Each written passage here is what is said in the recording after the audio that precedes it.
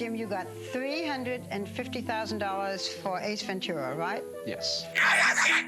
$450 for The Mask. Ooh. $7 million for Dumb and Dumber. Yeah. What's your asking price now? I'm not really sure. This is Jim Carrey's salary from when he started acting until 1996. Notice how flat it is for years until right here something unexpected happens. Within the space of 2 years, he goes from a no-name to the highest paid actor for a single role in history. You are looking at the first $20 million man. Today we find out, how did his career take off so fast? And also, what were the side effects of this quick rise to fame? Because there are always side effects to this much fame. How do you react with the bad side of fame, which is tabloids writing about you, innuendo, gossip?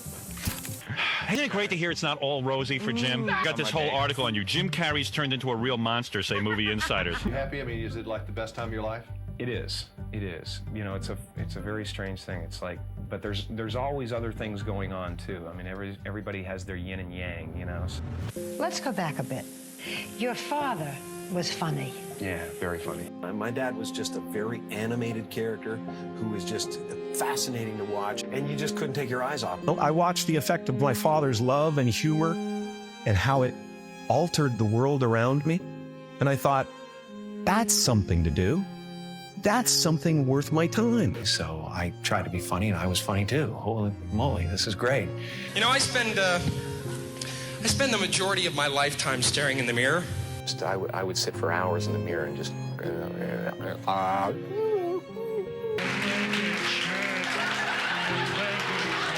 Were you just born with this plastic face? I guess. Always hamming it up, you know. I realized that that's what my special thing is, I guess, is that I'm weird.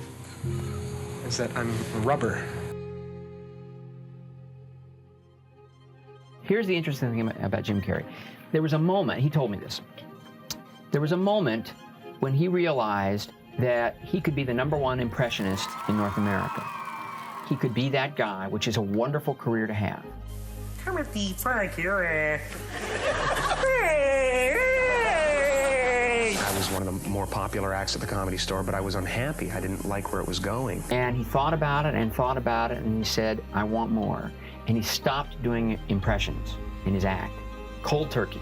That you used to go up on Mulholland Drive and park every night and visualize seeing yourself. It's the same thing. It was a creation of my mind to begin with. You used to go to the Hollywood Hills. I got to know this. Yeah. Get on your knees. Yeah. Open your arms and pray. Would visualize. I would this is when you were broke and poor. You know, right, having directors interested in me and.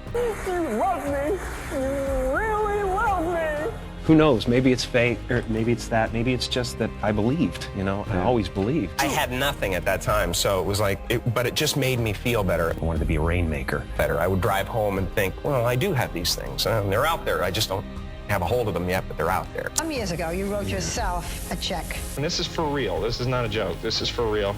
I wrote myself a check for $10 million per picture. This is by Thanksgiving 1995. That's the actual check I wrote myself 4 years ago. You put it out there like it already exists. You feel it as if it already exists, and then you know, when the doors open up, you walk through them. You know. Carrey would walk through many doors in his career, but his biggest break would come from quite the unlikely source. Tom Shadyac.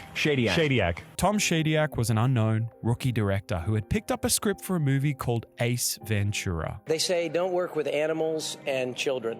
And I have about 50 animals in this show and Jim Carrey. So I think that pretty much says it all. This script had been sitting on the shelf for 10 years with nobody interested in making it. That was a chance for me. They gave me the script and it wasn't very good, and I just said, okay, I want to totally rewrite it. Originally, the character of Ace Ventura was envisioned as a more conventional private detective, less funny and wacky. But Shadyac had other ideas. He saw a ton of potential in Jim Carrey and wanted to give him full creative control. I don't want to restrain him. You know, you don't cover the Mona Lisa. You don't put arms back on the Venus de Milo.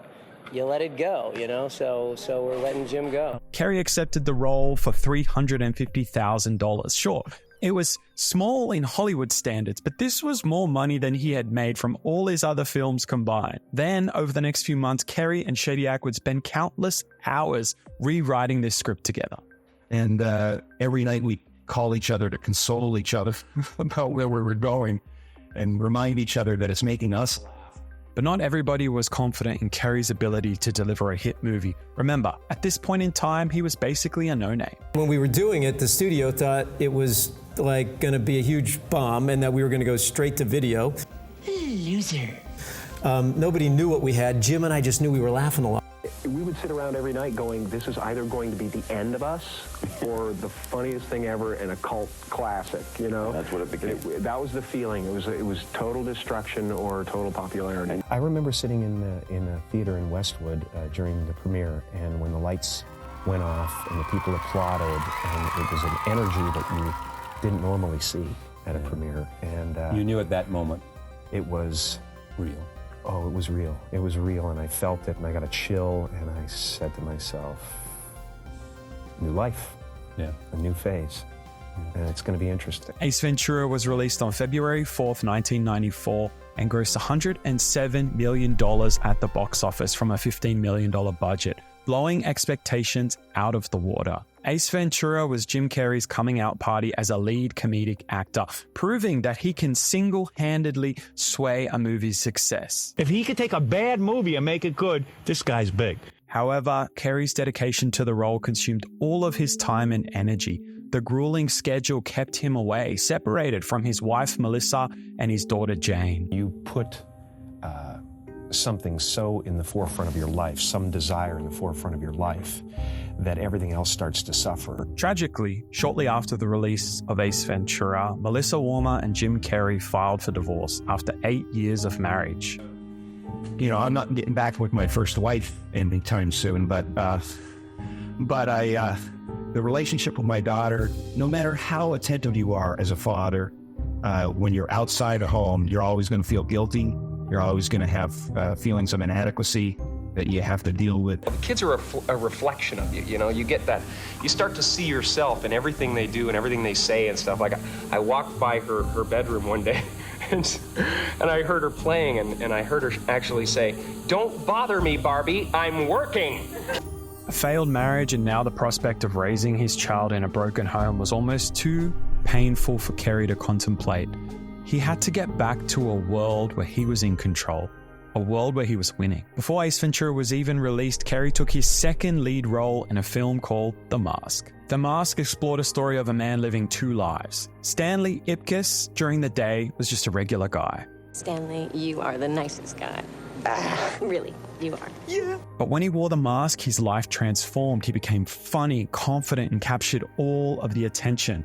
The similarities between the characters in The Mask and Jim Carrey's own life are glaringly obvious. The Jekyll and Hyde aspect of the story got my attention. You know, when Chuck said, you explained the plot to me, I went, it's Jekyll and Hyde, man. I've always wanted to do something like that. Stanley Ipkiss is so much based on Jim Carrey. I mean, this was really redeveloped for Jim because I just had a hunch. I was convinced he'd be a terrific lead. When he read the screenplay in our first meeting, after he read that, he said, it's like it's written for me. And I said, it is. It has been written for you. The physical comedy required of Carrey in this movie was grueling. We worked long hours on The Mask. You know, when you get to about the 12th hour, everybody gets tired. And I'll be damned, Jim would just then easily kick his energy level up 2 or 3 more notches and just keep the whole crew going. Beautiful. That was it. I think anybody else could have done this. I mean, there's something that is so unique about his personality, his physical abilities, and his talent. Mask was released in July 1994 and went on to gross $350 million.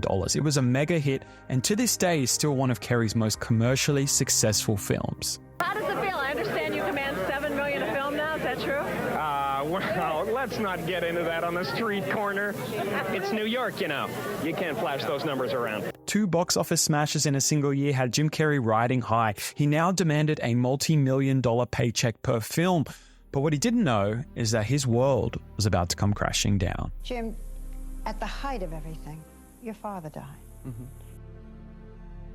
Your parents encouraged you, as you said, your mom and your dad, and They never, though, got to see your success. Did your father know that you'd made this kind of success? My father was alive until after The Mask had come out, and he knew I was headed in that direction. You know, really good things were happening. What does it mean to him?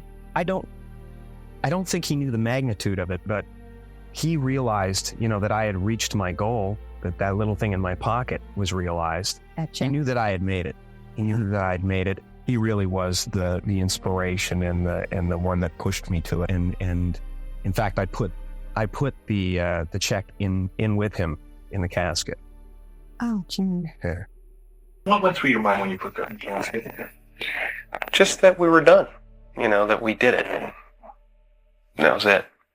1994 was truly a turbulent year for Jim Carrey, but he still had one act left to give. Dumb and Dumber, we talked about that, and just the title makes people laugh. Off the back of success with Ace Ventura and The Mask, Carrey would accept a fat $7 million paycheck for the role. And again, he would deliver in spades. Dumb and Dumber would go on to gross $247 million at the box office, making it a mega hit. We're talking serious upward mobility here. He's the only star in history to have 3 films that grossed over $100 million in 1 year. 1994 for Jim Carrey marked one of the most rapid rises to superstardom in Hollywood history. But there is only one conclusion from the financial results of Jim Carrey's movies. Audiences are buying what he's selling. But even the abundance of commercial success couldn't satisfy Carrey. He feared he was becoming a one-note actor, and he wanted to push further and show people more of what he was capable of. And if I feel like I've been figured out, boy, look out. I will become something completely different. They say all comedians have serious actors inside of them trying to get out. Jim Carrey tried a more serious role in The Cable Guy. You're a very nice guy, but I just don't have any room in my life for a new friend. What happened with Cable Guy? Doing The Cable Guy wasn't much different than what he did by bailing on his impressionist act. He had this very solid, career, and then he says to everyone, I want to go farther, I want to be more creative, I want to take more chances, I want to challenge you. So Columbia Pictures bought into Carrey's star power, paying him an astounding $20 million for the role, nearly half the $47 million budget for the film, making him the highest paid actor for a single role in history at that point in time. Who'd have thought all those years before, when Jim Carrey was sitting in front of the mirror practicing his funny faces for hours on end, it would lead to this, a moment where he had basically the whole world watching his next step. But unfortunately, the critics, they weren't sold. Carrey is one of the most likable actors in the movies, but The Cable Guy makes him into a pathological basket case who is more creepy and depressing than funny. Too dark? Well, I guess so, but I think more than anything, it was a misconception of what it was going to be. It's like they sold it like it was a light comedy that everybody, whole family, bring your whole family, see Jim jump off a tower in misery, Somebody has to kill the babysitter.